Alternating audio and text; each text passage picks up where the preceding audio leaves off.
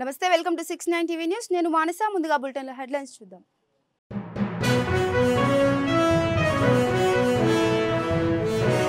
రాజ్భవన్ లో గవర్నర్ కు శుభాకాంక్షలు తెలిపిన సీఎం చంద్రబాబు రాష్ట్ర రాజకీయాలను అడిగి తెలుసుకున్న అబ్దుల్ నజీర్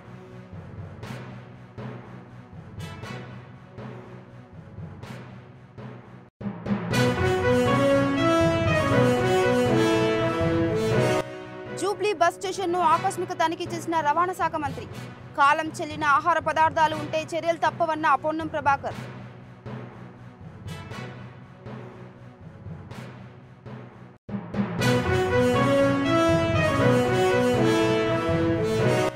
చావు నోట్లో తలపెట్టి తెలంగాణ సాధించిన నాయకుడు కేసీఆర్ ఆయన మళ్లీ సీఎం కావాలనే సంకల్పంతో పనిచేస్తున్నామన్న కేటీఆర్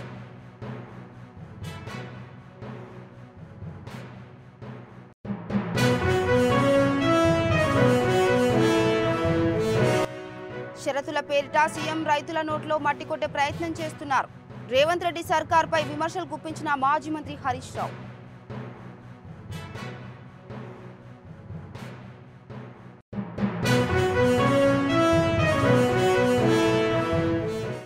రైట్ ఇక డీటెయిల్స్ కెళ్తే రాజ్భవన్ లో గవర్నర్ అబ్దుల్ నజీర్ ని ముఖ్యమంత్రి చంద్రబాబు నాయుడు కలిశారు గవర్నర్ నజీర్ వారి కుటుంబ సభ్యులకు సీఎం నూతన సంవత్సర శుభాకాంక్షలు తెలిపారు ఈ సందర్భంగా రాష్ట్ర రాజకీయ పరిస్థితులను సీఎం చంద్రబాబును అడిగి తెలుసుకున్నారు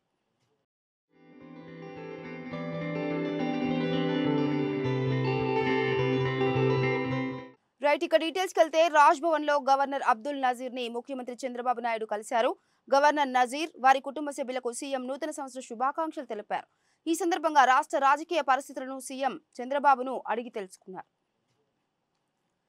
సికింద్రాబాద్ జూబ్లీ బస్ స్టేషన్ ను మంత్రి పొన్నం ప్రభాకర్ ఆకస్మిక తనిఖీ చేశారు బస్టాండ్ లో ప్రయాణికులతో ముచ్చటించిన మంత్రి టాయిలెట్స్ పరిశీలించారు రోడ్డు భద్రతలో భాగంగా డ్రైవర్లతో మాట్లాడి రోడ్డు భద్రతపై అవగాహన కల్పించాలని సూచించారు క్యాంటీన్ లో ఆహార పదార్థాలు పరిశీలించిన మంత్రి ప్రయాణికులకు నాణ్యమైన ఆహారం అందించాలని సూచించారు అనంతరం బస్ స్టేషన్ లో ఉన్న షాపులను పరిశీలించి షాపుల్లో నాణ్యమైన ఆహార వస్తువులు ఉండాలని కాలం చెల్లిన ఆహార వస్తువులు ఉంటే చర్యలు తప్పవని మంత్రి పొన్నం ప్రభాకర్ హెచ్చరించారు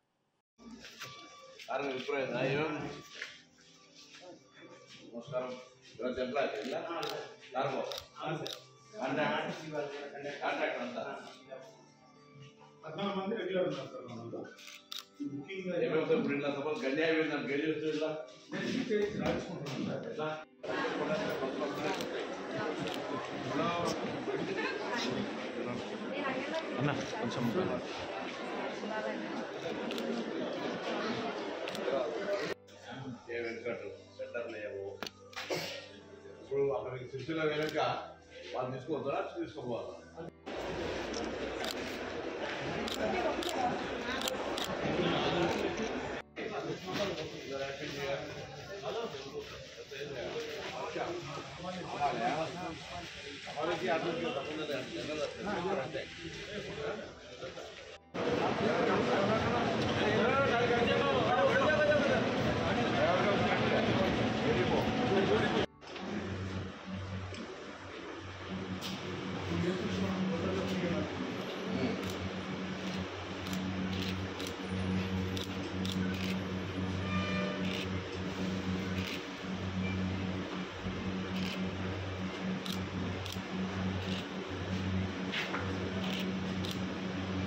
ఇక కేసీఆర్ నాయకత్వంలో పార్టీ మరిన్ని విజయాలు అందుకోవాలని ప్రజల ఆశీస్సులు తిరిగి పూర్తి స్థాయిలో పొందాలని కొత్త సంవత్సరంలో మనకు ఎదురయ్యే అడ్డంకులు ఎదుర్కొనే శక్తిని ఆ భగవంతుడు ఇవ్వాలని ఆకాంక్షిస్తున్నానని బీఆర్ఎస్ వర్కింగ్ ప్రెసిడెంట్ కేటీఆర్ అన్నారు నూతన సంవత్సరం సందర్భంగా ఆయన ఈ రోజు తెలంగాణ భవన్ లో పార్టీ క్యాలెండర్ ను ఆవిష్కరించారు కేసీఆర్ చావు నోట్లో తలపెట్టి తెలంగాణ సాధించిన నాయకుడు అన్నారు మనందరం మనస్ఫూర్తిగా కాంక్షిస్తున్నది ఒక్కటేనని కేసీఆర్ తిరిగి రాష్ట్రానికి సీఎం కావాలనే ఒకే ఒక్క కోరికతో గట్టిగా పనిచేస్తున్నామన్నారు జై తెలంగాణ జై కేసీఆర్ జై తెలంగాణ జై కేసీఆర్ కేసీఆర్ గారి నాయకత్వం కేసీఆర్ గారి నాయకత్వం కేసీఆర్ గారి నాయకత్వం కేసీఆర్ గారి నాయకత్వం జై తెలంగాణ జై తెలంగాణ జై కేసీఆర్ జోహార్ తెలంగాణ మన వీరులకు జోహార్ తెలంగాణ మన వీరులకు జై తెలంగాణ జై కేసీఆర్ గారి నాయకత్వం, కేసీఆర్ గారి నాయకత్వం.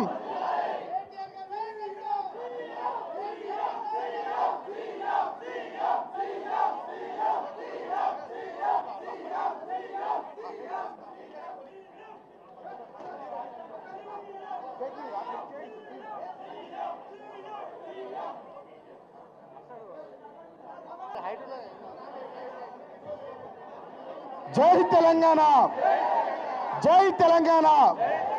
కేసీఆర్ గారి నాయకత్వం, కేసీఆర్ గారి నాయకత్వం. జై తెలంగాణ. జోహార్ తెలంగాణ మన వీరులకు, జోహార్ తెలంగాణ మన వీరులకు. జై తెలంగాణ, జై కేసీఆర్, జై కేసీఆర్, జై కేసీఆర్. జై తెలంగాణ, జై తెలంగాణ. జోహార్ తెలంగాణ మన వీరులకు, జోహార్ తెలంగాణ మన వీరులకు.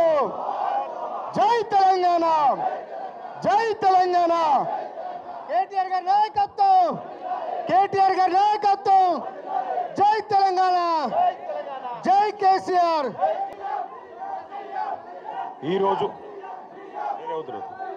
ఈరోజు ఆంగ్ల నూతన సంవత్సరం మొదటి రోజు తెలంగాణ భవన్కు విచ్చేసి భారత రాష్ట్ర సమితి నాయకత్వం మొత్తం ఇక్కడ కొలువుదీరి మనందరం మనస్ఫూర్తిగా కాంక్షిస్తున్నది, కోరుకుంటున్నది ఒకటే. పెద్దలు, మన పార్టీ అధ్యక్షులు, తెలంగాణ తొలి ముఖ్యమంత్రి, చావు నోట్లో తలబెట్టి తెలంగాణ సాధించిన నాయకుడు కేసీఆర్ గారు తిరిగి తెలంగాణకు ముఖ్యమంత్రి కావాలని ఒకే ఒక్క కోరికతో మనందరం కూడా గట్టిగా పనిచేస్తూ ఉన్నాం. తప్పకుండా ఈ సంవత్సరం కేసీఆర్ గారి నాయకత్వంలో మన పార్టీ మరిన్ని విజయాలు నమోదు చేయాలని, తెలంగాణ ప్రజల ఆశీస్సులు తిరిగి పూర్తి స్థాయిలో పొందాలని, దానిలో భాగంగా మనకు ఎదురయ్యే చిన్న చిన్న చికాకులు, చిన్న చిన్న అడ్డంకులు, వాటన్నిటినీ ఎదుర్కొనే శక్తి ఆ భగవంతుడు మీ అందరికీ ప్రసాదించాలని, అదేవిధంగా మీరందరూ కూడా మీ కుటుంబాలతో సుఖ సంతోషాలతో ఈ సంవత్సరం అంతా కూడా ఉండాలని మనస్ఫూర్తిగా కాంక్షిస్తూ, తెలంగాణ ప్రజలకు కూడా భారతదేశంలోని అందరికి కూడా మంచిగా జరగాలి, కులాలకు మతాలకు అతీతంగా ఎట్లాంటి ఇబ్బందులు లేకుండా, ఎట్లాంటి చికాకులు లేకుండా ఈ దేశం, ఈ రాష్ట్రం ఎల్లవేళలా ప్రశాంతంగా ఉండాలని మనస్ఫూర్తిగా కాంక్షిస్తూ ఈరోజు ఇక్కడికి పెద్ద ఎత్తున తరలి వచ్చిన మీ అందరికీ మనస్ఫూర్తిగా ధన్యవాదాలు, నమస్కారాలు. జై తెలంగాణ, జై కేసీఆర్. షరతుల పేరిట సీఎం రేవంత్ రెడ్డి రైతుల నోట్లో మట్టి కొట్టే ప్రయత్నం చేస్తున్నారని మాజీ మంత్రి హరీష్ రావు ధ్వజమెత్తారు. బుధవారం సంగారెడ్డిలో నిర్వహించిన మీడియా సమావేశంలో ఆయన మాట్లాడుతూ పత్తి, చెరకు, పసుపు పంటలకు ఒకసారి మాత్రమే రైతు భరోసా ఇస్తామంటున్నారని, కొండలు గుట్టలు సాగు చేసే వారికి రైతు భరోసా రాదని చెబుతున్నారని, ఇప్పుడు రైతు భరోసాకు కూడా షరతులు పెడుతున్నారని హరీష్ రావు ఆరోపించారు. రైతు భరోసా కోసం రైతుల నుంచి సెల్ఫ్ డిక్లరేషన్ తీసుకుంటారంట. బడా కంపెనీలు, కార్పొరేట్ వ్యాపారులకు మాత్రం ఎలాంటి షరతులు ఉండవని, రైతులను దోషిగా నిలబెట్టే ప్రయత్నం ఎందుకు చేస్తున్నారని ప్రశ్నించారు హరీష్ రావు. వానకాలానికి రైతు బంధు ఎగబెట్టిండు, యాసంగికి రైతు భరోసాలో కోతలు పెట్టడానికి కుస్తీలు పడుతుంది. అప్పుడేమో 3 పంటలకు రైతు బంధు ఇవ్వాలన్నాడు, వానకాలం ఎగబెడితివి, యాసంగికి కోతలకు సిద్ధం చేస్తేవి. అంటే రేవంత్ రెడ్డికి మతిమరుపు అనుకోవాలన్నా, రేవంత్ రెడ్డి గారు ప్రతిపక్షంలో ఉంటే ఒక మాట, అధికారంలోకి వస్తే ఇంకొక మాట, అంటే 2 నాలుకల ధోరణి.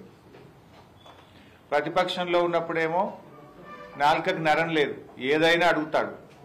అధికారంలోకి వస్తే తాను చెప్పిన మాటలు తానే మర్చిపోతాడు. ఇప్పటికే రేవంత్ రెడ్డి గారు రుణమాఫీకి షరతులు పెట్టి చాలా మంది రైతులకు రుణమాఫీ ఎగ్గొట్టిండు. ఇలా రాష్ట్రంలో సగం మందికి కూడా రుణమాఫీ కాలేదు. ఇప్పుడు మళ్ళీ రైతు భరోసాకు కోతలు పెట్టే ప్రయత్నం చేస్తున్నాడు. ప్రభుత్వం దగ్గర అన్ని రికార్డులు ఉన్నాయి.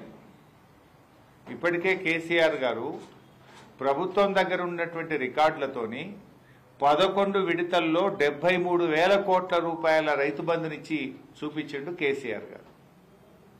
కానీ రేవంత్ రెడ్డి గారు ఏమంటున్నారు, ఇప్పుడు మళ్ళీ రైతు భరోసాకు దరఖాస్తులు పెట్టమంటాడట.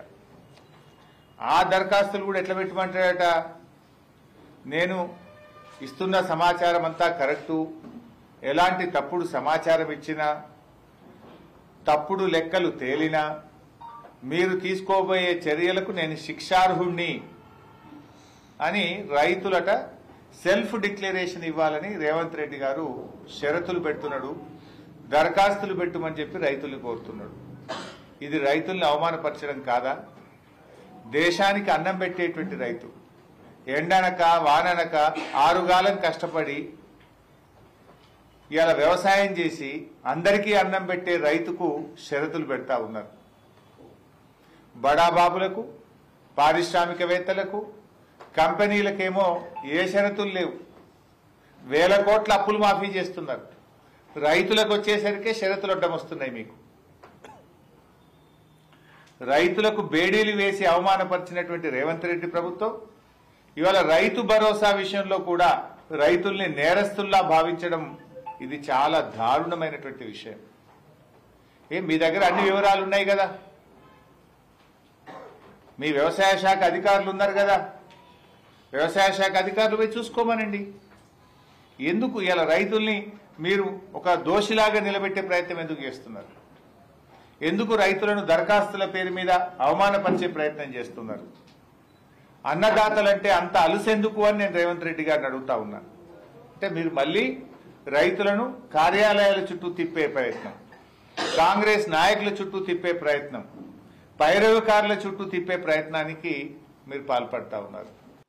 ఇక కడపలో వైసీపీ నేతల చేతిలో గాయపడిన ఎంపీడీఓ జవహర్ బాబును మంత్రి మండిపల్లి రాంప్రసాద్ రెడ్డి పరామర్శించారు. గాలివీడు ఎంపీడీఓ జవహర్ బాబుపై దాడి హేయమైన చర్య అని, గత 5 ఏళ్లలో అధికారం అడ్డం పెట్టుకుని యథేచ్ఛగా దాడులు చేశారని, కూటమి ప్రభుత్వం ఏర్పాటయ్యాక దాడులు చేస్తామంటే సహించమన్నారు.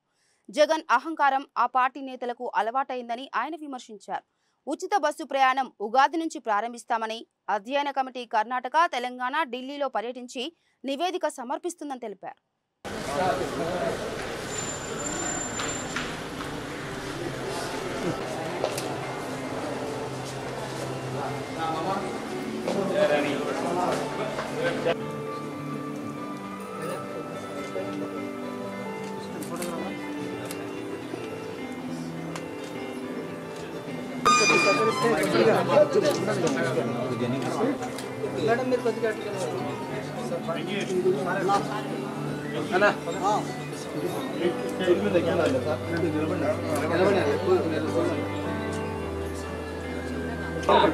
కొంచెం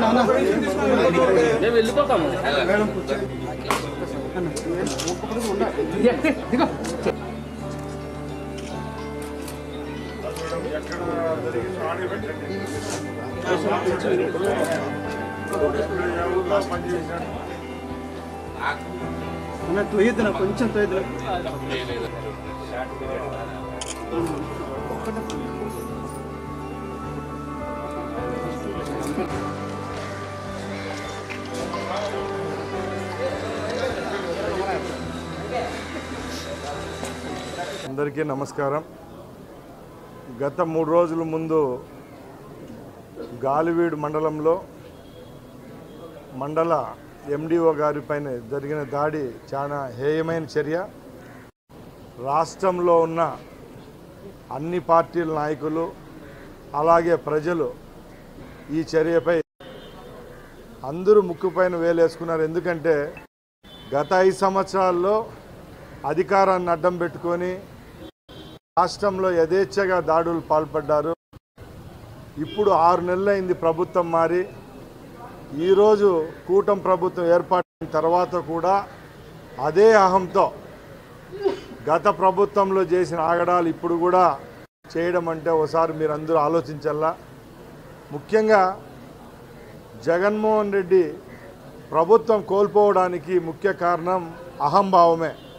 పైన నాయకునికి అహం ఉంది, అదేవిధంగా గ్రామస్థాయి, మండల స్థాయి, నియోజకవర్గం నాయకులు కూడా ఆ రోజు అధికారులపై దాడులకు పాల్పడడం, ఎక్కడ పడితే అక్కడ కొట్టడం, వాళ్ళ కుటుంబాలపై దాడులు చేయడం గత 5 సంవత్సరాలు చూశారు. ఇప్పుడు కూడా యథేచ్ఛగా ఆఫీసుల్లోకి రావడం, మళ్ళీ మా ప్రభుత్వం 5 సంవత్సరాల్లో వస్తుంది అని పేకాట మేడలు కడుతున్నారు. మేము ఒకటే చెప్తున్నాం, ఈ ప్రభుత్వానికి ఏర్పాటు కారణమైన వ్యక్తుల్లో ఉద్యోగస్తులది కూడా కీలక పాత్ర ఉంది. కాబట్టి పెద్దలు మా ముఖ్యమంత్రి వర్యులు చంద్రబాబు నాయుడు గారి నాయకత్వంలో ఈరోజు ఈ చర్యను ఖండించాము. మా ఉప ముఖ్యమంత్రి పవన్ కళ్యాణ్ గారు 24 గంటల్లోనే ఆ సంఘటనా స్థలానికి రావడం, అక్కడ చర్యను ఖండించడం, అలాగే రాబోయే కాలంలో ఇలాంటి దాడులు జరగకుండా గవర్నమెంట్ సిబ్బందికి మేమున్నామంటూ ఒక పాజిటివ్ ఇండికేషన్ ఇవ్వడం జరిగింది. ఇది ఫ్రెండ్లీ ప్రభుత్వం. ప్రజల కోసం ఎవరైతే పనిచేస్తారో అధికారులు వాళ్ళందరికీ ప్రభుత్వం యొక్క మద్దతు ఉంటుంది. తప్పకుండా రాబోయే కాలంలో ఇలాంటి దాడులు పునరావృతం కాకుండా మేము చర్యలు తీసుకుంటామని తెలియజేసుకుంటున్నాం. అలాగే ఉద్యోగస్తులకు మేము ఒకటే చెప్తున్నాం, ఇంకా రాబోయే కాలంలో జగన్మోహన్ రెడ్డి వస్తాడనుకునేది ఒక కళ. ఎందుకంటే ఈరోజు మా ప్రభుత్వం ఏర్పాటైన తర్వాత మొట్టమొదటిగా 6-7 నెలల నుంచి పోలీస్ స్టేషన్లలో పోలీసు వాళ్ళకు పని లేకుండా పోయింది. ఎందుకంటే ఎక్కడా సెటిల్మెంట్ లేవు, ఎక్కడ అరాచకాలు లేవు, బ్రోకర్ వ్యవస్థ పోయింది. విశాఖ జిల్లా వైఎస్ఆర్ కాంగ్రెస్ పార్టీ కార్యాలయంలో నూతన సంవత్సర వేడుకలు ఘనంగా జరిగాయి. జిల్లా పార్టీ అధ్యక్షులు మాజీ మంత్రి గుడివాడ అమర్నాథ్ కేక్ కట్ చేసి పార్టీ నాయకులకు శుభాకాంక్షలు తెలిపారు. కొత్త సంవత్సరంలో రాష్ట్ర ప్రజల జీవితంలో వెలుగులు నిండాలని ఆకాంక్షించారు. గత ఎన్నికల్లో కూటమి ఇచ్చిన హామీలను అమలు చేసేలా ప్రభుత్వంపై వైసీపీ ఒత్తిడి తీసుకొస్తుందని తెలిపారు.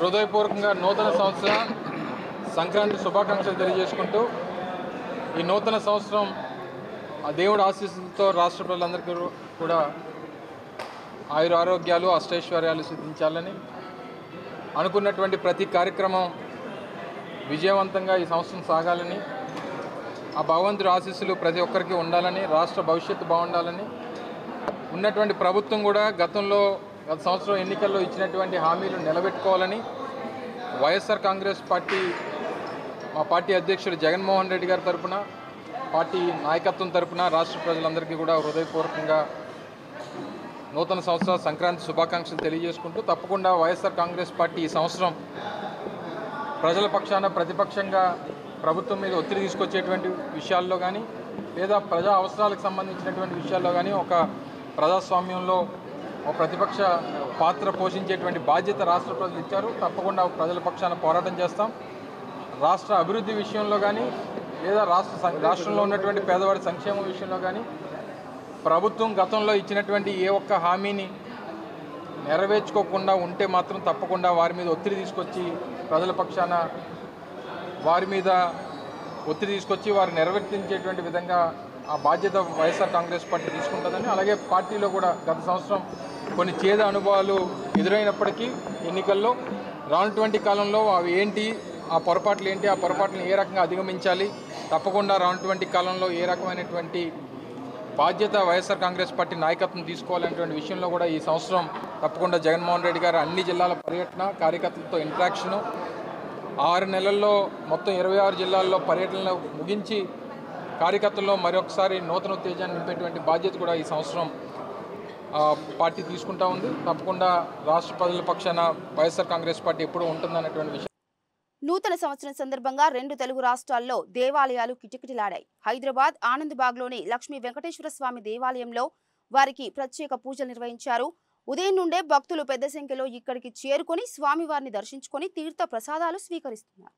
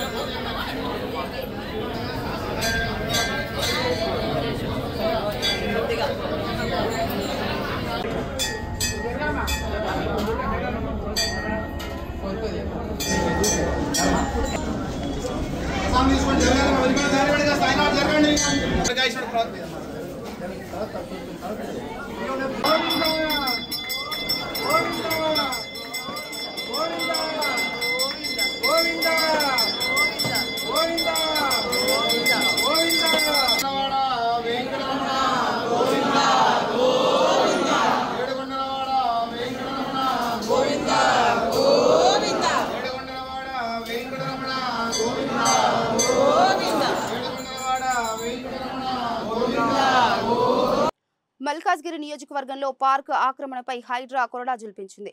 నేరెడ్మెట్ డిఫెన్స్ కాలనీలోని సర్వే నెంబర్ 218/1లో పార్క్ ఆక్రమించారని కూల్చివేతలు జరిపారు. డిఫెన్స్ కాలనీ హౌసింగ్ సొసైటీ సభ్యుడు శివయ్య, రాబిన్ జేమ్స్ పార్క్ కబ్జా చేశారని హైడ్రా అధికారులు ఫిర్యాదు చేశారు. పార్క్ ఆక్రమించి కట్టిన షెడ్లను జీహెచ్ఎంసీ సహాయంతో కూల్చివేశారు హైడ్రా అధికారులు.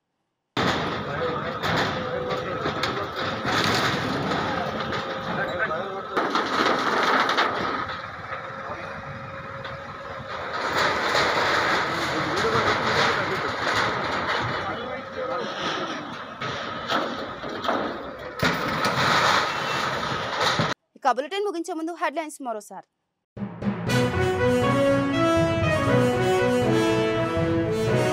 రాజ్భవన్ లో గవర్నర్ కు శుభాకాంక్షలు తెలిపిన సీఎం చంద్రబాబు. రాష్ట్ర రాజకీయాలను అడిగి తెలుసుకున్న అబ్దుల్ నజీర్.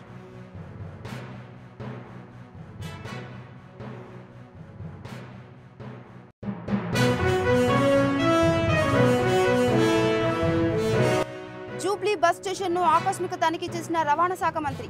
కాలం చెల్లిన ఆహార పదార్థాలు ఉంటే చర్యలు తప్పవన్న పొన్నం ప్రభాకర్.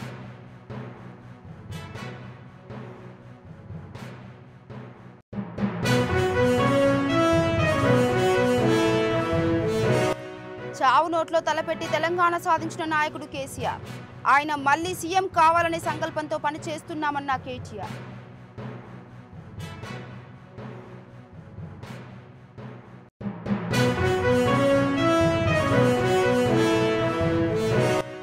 షరతుల పేరిట సీఎం రైతుల నోట్లో మట్టి కొట్టే ప్రయత్నం చేస్తున్నారు. రేవంత్ రెడ్డి సర్కార్పై విమర్శలు గుప్పించిన మాజీ మంత్రి హరీష్ రావు.